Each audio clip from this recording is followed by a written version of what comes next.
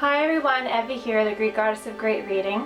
Today I'll be reviewing Nicholas Sparks' Dear John, the first Nicholas Sparks novel that I've ever read. When Savannah Lynn Curtis comes into his life, John Tyree knows he's ready to turn over a new leaf. An angry rebel, he had enlisted in the army after high school, not knowing what else to do. Then, during a furlough, he meets Savannah, the girl of his dreams. The attraction is mutual and quickly grows into the kind of love that leaves Savannah vowing to wait for John until he finishes his tour of duty. But neither can foresee that 9/11 is about to change the world. Like so many proud men and women, John must choose between love and country. Now, when he finally returns to North Carolina, John will discover that loving Savannah will force him to make the hardest decision of his life. That wasn't because of the book. I'm just really tired and I have a lot of things on the go right now, so I'm sorry that this has been a while since I posted my last review. I finished this book about a week ago, but I have school, which have midterms happening right now, and I have a new job, and I have a club that I'm running, and I volunteer, and I'm doing this, and I'm surprised I'm still able to keep on top of things. I'm a little behind on some things, but here's the review, and I will catch you guys up. So Dear John, as much as I was expecting not to like it, I did enjoy it for the most part. It wasn't amazing. I wasn't crying my eyes out or anything serious like that, because in essence it's just a crappy love story. Not crappy in that it's badly written or anything like that. It's just crappy because of the situation in the book. It's just really crappy. That's what I mean by that. And it just sucks sometimes reading about that because you just want a happy ending. And I don't know if many Nicholas Sparks books have happy endings, because I'm just basing it off of The Notebook, which I watched once.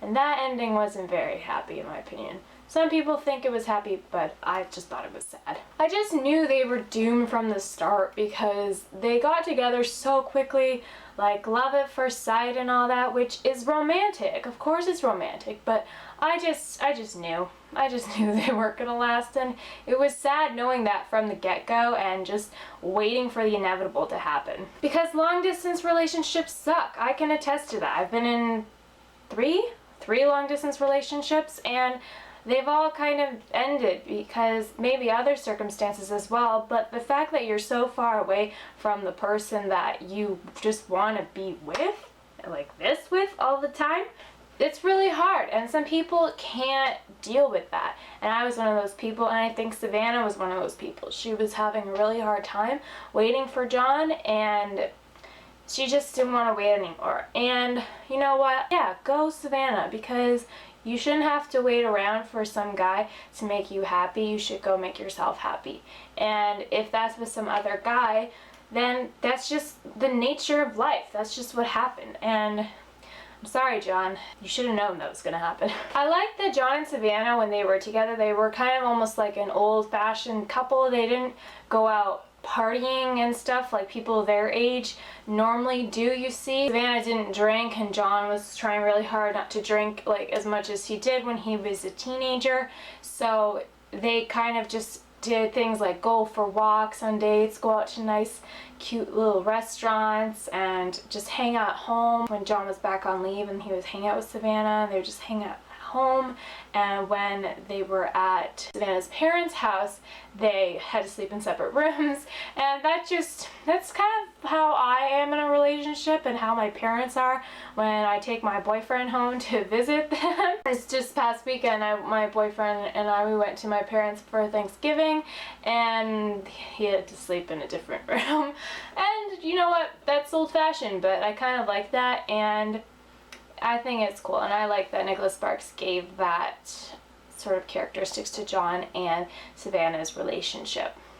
Even though this was a romance novel, I like how Nicholas Sparks made a little spotlight on autism, well, with John's father and why he acts the way he is, and John finally understanding why his father acts the way he is and coming to terms with it and appreciating his father for all that he's done for him, and as well as Savannah's friend Tim's brother Alan, who is kind of the reason how Savannah introduced autism to John, and maybe give that explanation for his father's behaviors. And I just appreciated that, because there must be lots of fictional books out there that have characters who have autism and many other sort of developmental issues, but I haven't read that many about them, so I liked that there was some spotlight on it in this book, and it showed a sort of change in John's relationship with his father, because at first he didn't understand him and didn't like him because of how he was due to his autistic behaviors.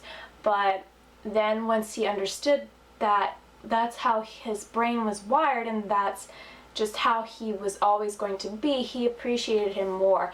And I liked that John came to that understanding to appreciate his father. And sometimes that other people who know people with autism have to come to that sort of understanding as well, and learn to appreciate those people for all the behaviors and attitudes that come with them, and still remember that they are the same person, even though there are some things that might be difficult for anyone in a relationship with them. All in all, I have to say I did like the book. Like, it was an enjoyable read.